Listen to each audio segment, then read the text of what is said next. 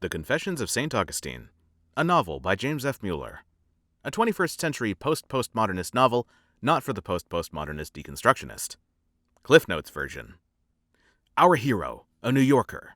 The conflict, a lot of Sturm und Drang. The cause, coffee. The solution, no more coffee. But that would be too easy, even for Cliff Notes. No more coffee, no more story.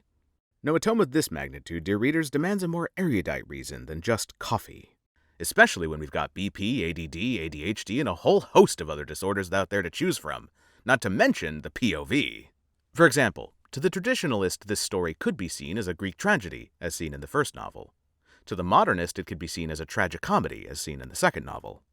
To the postmodernist, perhaps it can't be melodrama with a lot more Sturm und Drang, characterized by bipolar disorder and a lot of other disorders parodying the furies of Greek tragedy, as seen in the third novel. And to the postmodernist, a kitschy little Disney cartoon with a whole fantasia of disorders multiplying exponentially like all those brooms in The Sorcerer's Apprentice, sweeping away any semblance of sanity now, as seen in all three novels.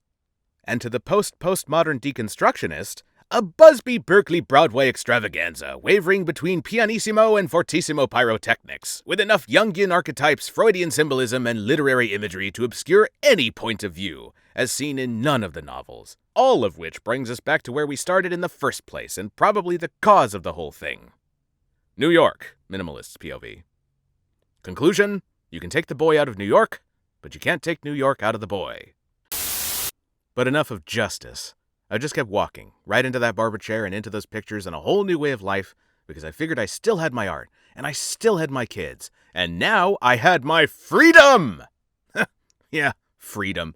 Such as it is chained to this easel, night and day, in order to maintain a lifestyle for her and my 3 kids, so they can live in a place that's over 5,000 square feet and a dozen different rooms, while old dad's living in one room, one very small room, that only gets smaller and smaller every time she comes, because these kids are driving me crazy, as you just about throw them out of the van. Kids, dogs, bikes, radios, pet mice, tape players, and oh yes, now there's 72-inch TV set, so we can all watch this mega-sized TV together in what little space is left. Oh Lord, as they're all romping around my place now, spilling popcorn, chips, and soda, dogs stepping on my feet, my knees, my groin, climbing on my head, Lord. Help me to be the father you want me to be without cracking up. The strain!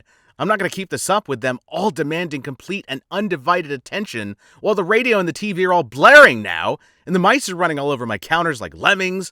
Lord, all to the ever-increasing onslaught of Alvin and the Chipmunks, MTV, Mario Brothers. My kids are all habitual channel surfers, and with the cable TV that comes in free with the apartment, that means 26 channels.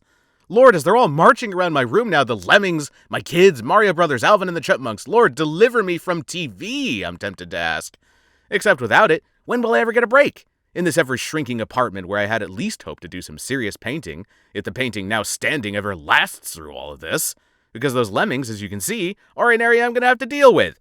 Hey, Dad, what are these tracks across your painting here? It looks like mice tracks across your shirt here. What? I can't hear you. Turn the TV down. Mouse tracks across your painting here. What? The lemmings, I knew it. Where? What tracks? What are you talking about? Did they get the face? Oh, no, they got the face. Where? What tracks? Right here on the shirt, Dad. Where? What tracks? Right here on the... That's the design on the shirt. On the shirt. What are you trying to do? Give me a heart attack? Coincidence. Yes, just a coincidence. The mice will live. But will I? If this keeps up, I'll never live to finish the thing. And as you can see, this is an area I'm going to have to deal with if I'm ever going to bring my life into line with the ideal I'm trying to set forth in these pictures. Which is what I was trying to tell you about in the first place, wasn't I? As I continued to stare at my still very devoid of purpose, essentially empty canvas. Or should I say, work in progress. Because at least when I work, a little more sanity reigns, and as you can probably see from my paintings, it's the only sanity that reigns. In fact, people who know me and then see my art for the first time are always shocked, having expected some wild, abstract, expressionistic work instead of this? This? It's so opposite from you. I thought for sure you were some kind of Jack the Dripper flinging paint at the canvas. And anyway, I don't use paint, I use pastel. And you don't fling pastel unless you want to choke to death on the dust. And you don't actually work on canvas either, unless you want to see half a year's supply of pastel disappear into that canvas. Not to mention the fact that I really don't even like abstract expressionism anyway. Since 1, I tell them, I don't understand it. 2, I suspect it's more hype than art. 3, it genuinely does nothing for me. And 4, I've got enough chaos in my life already. Period. How's that for nuts and bolts? Nuts and bolts! Yeah, nuts and bolts. My ex-wife should hear me talk like this. A husband who didn't even know the difference between nuts and bolts, pliers and a wrench, or ratchet or a Cuisinart, who called every tool a whatchamacallit and went through pure hell every time he did what all the other neighborhood men looked forward all week to doing. Yeah. To be continued. The Confessions of St. Augustine. Now available on Amazon.com.